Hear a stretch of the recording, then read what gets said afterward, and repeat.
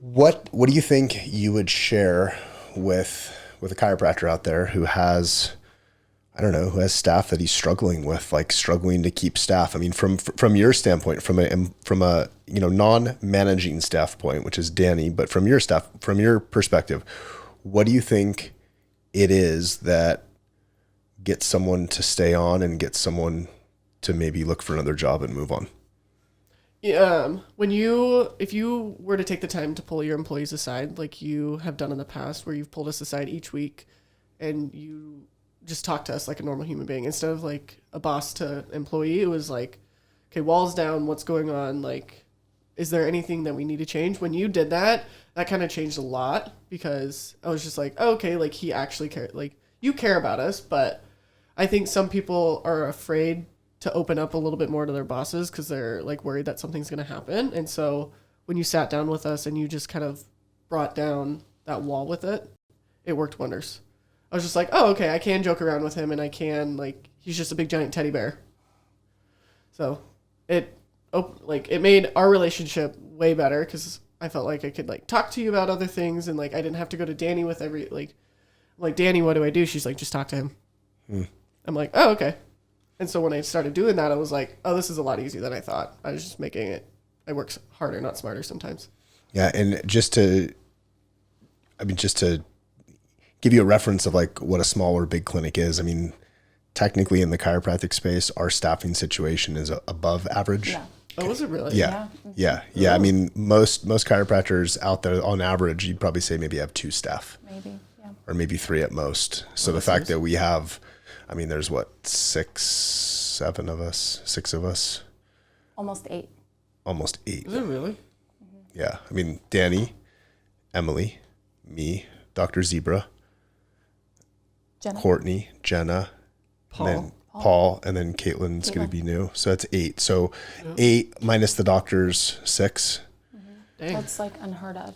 Yeah. I was going to say, when I started, there was a lot of, I think there was like 11 of us total. I think at one point we were up to like 11. But that's when things were, me personally think that they were the most dysfunctional. Yeah. Yeah, honestly, I've noticed that like the more staff you have, the more dysfunctional it is because then you have like your cliques and that there's always like the few that will like sit in the back or It was like they're just 100 like little pennies versus 4 quarters. Yeah. Mm-hmm. Yeah. And so it's just a lot harder. I feel like to get like you couldn't get to know everyone with that big of a like that many people because even then it was like if we wanted to come talk to you, it just feel like you had a lot like 10 other people to deal with. We were like, oh, I don't want to bother her with those. And I think that's in the beginning that was my downfall was I didn't come to you before for a lot of things because we probably could have avoided me getting to the point that I did for the first like 6 months. But I'm glad you did because that's what helped us build our foundation. Yeah. So.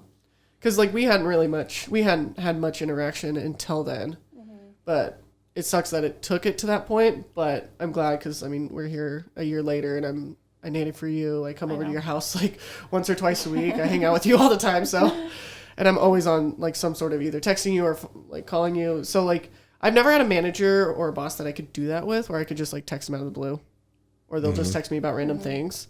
So that's another thing that really kept me because like you're never really going to find another place like that. And so I got comfortable here. I'm like, I can trust them with anything. Like they're not going to do, like, I'm not going to get retaliated for if I have to like go say something.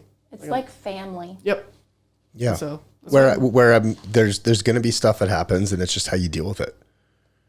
Exactly. You know, it's all of us are adults. All of us want the same thing. And it's kind of like how I break it down with even patients. You know, patients come in, they have a problem. They want a solution to their problem. Sometimes they don't understand that the solution is going to take some work. It's going to take some dedication, some time investment, financial investment, all that sort of thing. And so we have to help them see that this is what is going to get you what you want. From a staff team standpoint, what do you want?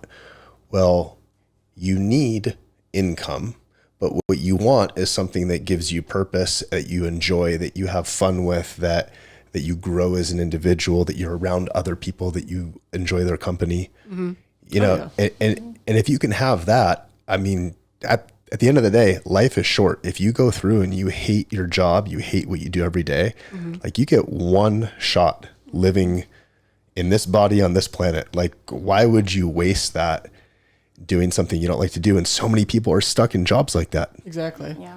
Thanks for watching this clip from the Move Now Chiropractor podcast. And be sure to join our free Facebook group, Functional Movement for Chiropractors, to learn more about how Move Now University can help you with your systems and your clinical practice. Be sure to watch our 30-minute pre-recorded demo at demo.movenowu.com. Thanks for hanging out with us, and we'll see you on the next one.